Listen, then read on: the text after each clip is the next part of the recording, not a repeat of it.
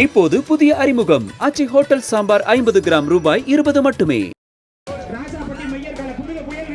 புதுக்கோட்டை மாவட்டம் வடமலாப்பூரில் பிடாரியம்மன் கோவில் பொங்கல் விழாவையொட்டி நடைபெற்று வரும் ஜல்லிக்கட்டு போட்டியில் வாடிவாசலில் பாய்ந்து வந்த காளைகளை மாடுபிடி வீரர்கள் போட்டி போட்டு அடக்கினர்.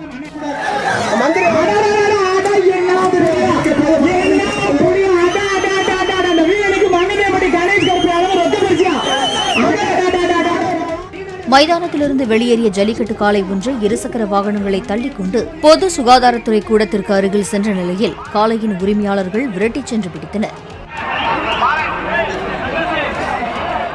மாடுகள் வெளியேறும் கலெக்ஷன் பகுதியில் அதிக அளவிலான கூட்டம் கூடியதால் போலீசார் லேசான தடியடி நடத்தி கூட்டத்தை கலைத்தனர்.